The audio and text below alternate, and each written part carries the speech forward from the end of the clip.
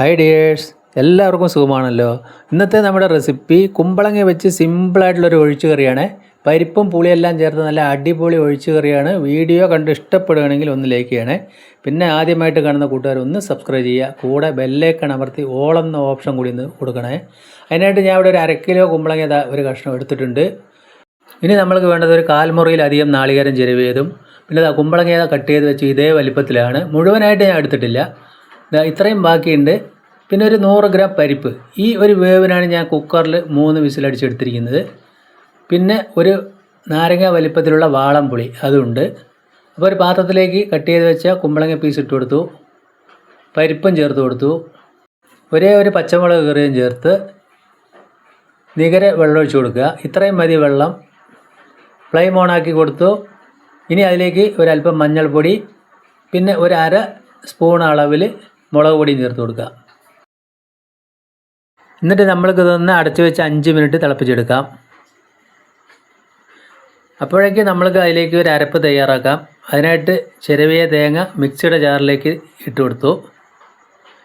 ഇനി അതിലേക്ക് ഒരല്പം ജീരകം, ഒരു 1/4 സ്പൂണിലധികം, പിന്നെ ഒരു 10-15 കുരുമുളക് അതുകൂടി ചേർത്ത് നമുക്കിതൊന്ന് നന്നായിട്ട് അരച്ചെടുക്കുക. ഒരല്പം മാത്രം വെള്ളം ഒഴിച്ചിട്ട്. അപ്പോൾ കുരുമുളക് എന്തായാലും ചേർക്കുക, നല്ലൊരു രുചിയായിരിക്കും പുളിയും കറിക്ക്. ഇതേപോലെ അരച്ച് കിട്ടിയിട്ടുണ്ട്. അപ്പോൾ 5 മിനിറ്റ് കഴിഞ്ഞ് നമ്മൾ നോക്കുന്ന സമയത്ത് കഷ്ണമൊന്നും വെന്തിട്ടില്ല, കാണുമ്പോൾ തന്നെ അറിയാൻ പറ്റും. ഇനി നമ്മൾ അതിലേക്ക് ഉപ്പ് ചേർക്കാം. പിന്നെ ആ പുളി പിഴിഞ്ഞ വെള്ളം കൂടി ചേർത്ത് കൊടുക്കാം. എന്നതിന് ശേഷം ഒരു 5-6 മിനിറ്റ് കൂടി നമ്മൾക്കൊന്ന് അടച്ച് വെച്ച് വേവിക്കാം. അപ്പോൾ മീഡിയം ഫ്ലെയിമിൽ തന്നെ ഇട്ടാൽ മതി. ഒരു 5-6 മിനിറ്റ് കൂടി കഴിഞ്ഞപ്പോൾ നമുക്ക് കറി കാണുമ്പോൾ തന്നെ അറിയാൻ പറ്റും.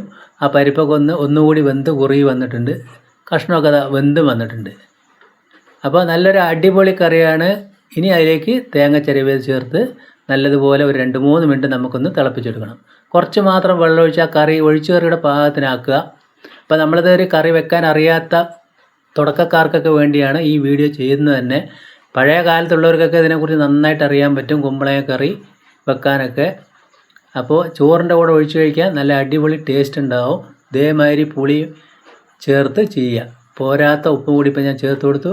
അപ്പോൾ 2-3 മിനിറ്റ് നമ്മൾ തിളപ്പിച്ച ആ ഒരു പതയൊക്കെ ഒന്ന് അടങ്ങുന്നവരെ അതൊന്ന് തിളപ്പിച്ചെടുക്കണം. അപ്പോൾ കറി നല്ല കുറുകി സെറ്റായി വന്നോളും. ഇതേ ഒരു കണ്ടീഷനായി കിട്ടിയിട്ടുണ്ട്.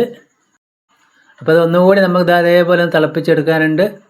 അതേപോലെ ഈ കണ്ടീഷൻ ആകുന്ന സമയത്ത് ഞാൻ അതിൻ്റെ ഉപ്പും എരിവൊക്കെ നോക്കുന്നുണ്ട്, കൃത്യമായിട്ട് വന്നിട്ടുണ്ട്. ഇപ്പോൾ അതിൻ്റെ ഫ്ലെയിം ഓഫായി കൊടുത്തു. ഇത് ചൂടാറി വരുമ്പോൾ ഒന്നുകൂടി ഒന്ന് ചെറുതായിട്ടൊന്ന് കുറുകി വരും. കഷ്ണമൊക്കെ ശരിക്കും വെന്തിട്ടുണ്ട്. ഇനി നമുക്ക് അതിലേക്ക് ഒരു വറവാണ് വേണ്ടത്. ആ കറിയുടെ മേലെ 2 തണ്ട് കറിവേപ്പില ചേർത്ത് കൊടുത്തു.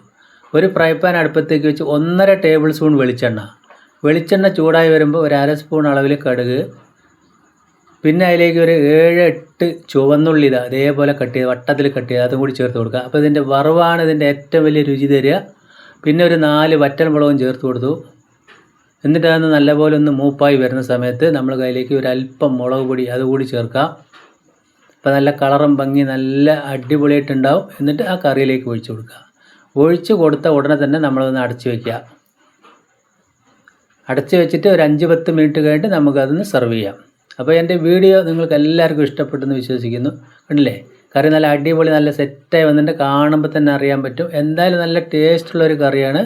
എല്ലാവരും ഒന്ന് ട്രൈ ചെയ്ത് നോക്കുക.